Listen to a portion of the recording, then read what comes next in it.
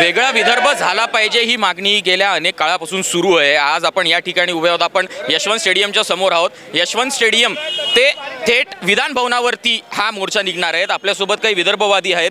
भर पावसामध्ये आंदोलन सुरू आहे, आपण या ठिकाणी पाहू शकता। आपल्यासोबत काही विदर्भवादी आहेत। भाऊ, आज एवढं मोठं आंदोलन आपण काढताय, एवढा मोठा मोर्चा आहे, थेट यशवंत स्टेडियम पासून ते विधान भवनापर्यंत हा मोर्चा आहे। काय नेमकी तुमच्या मागण्या आणि काय करणार मोर्चा? मागणी नंबर 1, आम्हाला 119 वर्षापासून सुरू असलेली स्वतंत्र विदर्भाची मागणी कायम निकाली काढायचं, विदर्भ राज्य मिळवायचं आहे। ही नंबर 1।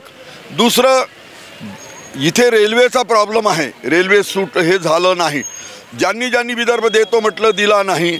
म्हणून आम्ही म्हटलो, ज्यांनी आमची फसवणूक केली, ज्यांनी विश्वासघात केला, त्यांना आम्ही म्हणतो महाराष्ट्रवादी चले जाओ, अब की बार विदर्भ की सरकार। आणि म्हणून आम्ही नव्या सरकारला चुनवती देण्यासाठी केंद्रातल्या सरकार आपले मागण्या मान्य नाही करत आहे। आणि जसं की आपण पाहिलं, निसर्ग पण आपल्या सोबत नाही। सध्या पावसाचं वातावरण सुरू झालेलं आहे, मुसळधार पाऊस सुरू होणार आहे। तरी देखील आपण हा मोर्चा काढणार का विधान भवनावर? देखो, आम्ही शेतकरी आहोत सर, आम्हाला पेरणं माहीत आहे। सांगवायला किंवा मळणी करायला भेटेल याची काही खात्री नाही, पण आमचा शेतकरी म्हणून आमचं काम आहे, नागरिक म्हणून आमचं काम आहे।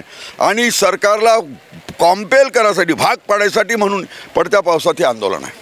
जसं की आपण बघितलं, पावसाला देखील सुरुवात झालेली आहे। असंख्य विदर्भवादी नागरिक जे ते या ठिकाणी उपस्थित आहेत, घोषणा देत आहेत, वेगळा विदर्भ झाला पाहिजे अशी यांची मागणी आहे। भर पावसामध्ये आंदोलन आहे। आता याच्या पुढे शासन याच्यावरती काय निर्णय घेत आहे पाहणं महत्त्वाचं ठरणार आहे। कॅमेरामॅन सम्राट गोटेकर सोबत धवल घोलप, देशोन्नती, नागपूर।